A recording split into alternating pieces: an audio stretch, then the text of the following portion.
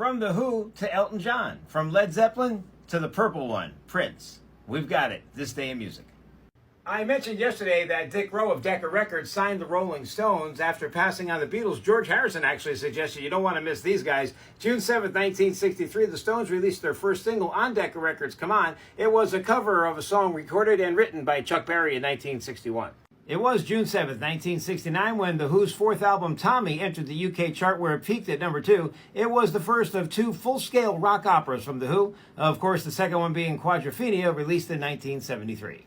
June 7th, 1969, supergroup Blind Faith, featuring Steve Winwood, Eric Clapton, and Ginger Baker, made their live debut at London's Hyde Park. An album they released, the cover I won't even post here. It's a picture of an 11-year-old girl topless holding a spaceship that could be perceived as part of the male anatomy, and rumors were flying that they were holding the girl as a sex slave. Anyway, the record company reissued the album with a photo of the band on the cover. June 7th, 1969, ABC debuted The Johnny Cash Show. Here he is with Joni Mitchell. Also appearing that night, Bob Dylan.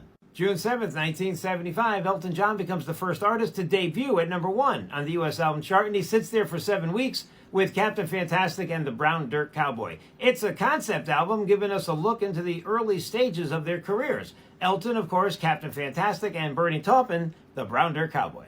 June 7th, 1977, Led Zeppelin played their first of 6 sold-out shows at Madison Square Garden. I know many of you are sick of me telling the story, but some people haven't heard it. I was at the final show of that tour, and let me tell you how I got the tickets. I love the way people complain that they had to be on their computer for 2 hours trying to get tickets to a Toby Keith show. Back in 1977, you either stood outside all night, you with me on this, or in this case for Led Zeppelin, you had to go to the drugstore, it wasn't even called the pharmacy then, and wait for an ad to appear, I think in the Wall Street Journal, and enter a contest, a lottery, to be chosen to be able to buy tickets. Well, my sister and I were able to do that. I think we paid like $10 and we saw Led Zeppelin. That's kind of my concert claim to fame. Sorry if I'm boring you with this story, I've told it before. And yes, Bonzo killed it with his solo.